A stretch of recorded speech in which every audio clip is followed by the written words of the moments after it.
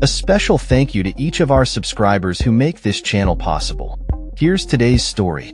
In a significant ruling that is likely to reverberate through the political landscape, Fulton County Superior Court Judge Thomas Cox declared 7 new election rules instituted by the Georgia State Election Board as illegal, unconstitutional, and void. This decision, made on Wednesday, comes after a series of legal challenges aimed at these controversial regulations, which have been the subject of intense scrutiny and debate since their introduction. Among the invalidated rules, 3 stood out due to their potential impact on the electoral process: a requirement for hand-counting ballots after polls close, and 2 stipulations concerning the certification of election results. These rules were introduced by a state election board that is predominantly Republican and has ties to former President Donald Trump. The board's recent actions have drawn criticism from various quarters, including Democratic Party organizations, local election officials, and advocacy groups. They argue that the new measures could be exploited to undermine the electoral process, particularly if Trump were to lose against Democratic Vice President Kamala Harris in the upcoming presidential election. The hand-counting rule, which Judge Cox blocked, mandated that 3 separate poll workers verify the number of Election Day ballots by hand, ensuring that the physical count matched the electronic tallies recorded by scanners and voting machines.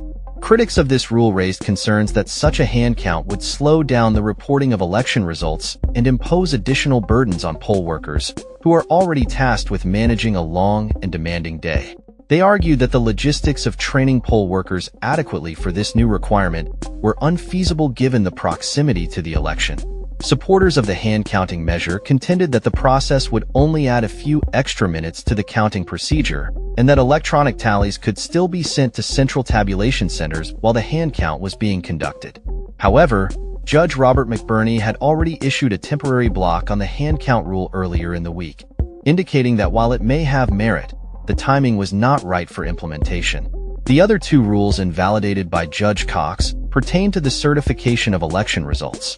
One of these rules sought to define what certification meant by requiring county officials to conduct a reasonable inquiry before certifying results, yet it failed to clarify what constitutes a reasonable inquiry. The ambiguity of this language raised alarms among critics, who feared it could lead to arbitrary interpretations that might delay the certification process. The second rule allowed county election officials to examine all election materials, further complicating the certification process. The ruling from Judge Cox is part of a broader legal battle involving multiple lawsuits filed against the Georgia State Election Board's recent regulations. These lawsuits have been spearheaded by various stakeholders, including voting rights groups and former Republican lawmakers, all of whom share concerns about the potential implications of these rules on the integrity and efficiency of the electoral process. This latest development in Georgia's electoral landscape underscores the ongoing tensions surrounding voting rights and election integrity, particularly in a state that has been at the center of national debates over these issues since the contentious 2020 presidential election. The ruling is expected to prompt the state election board to consider an appeal, which could prolong the legal disputes surrounding Georgia's election rules.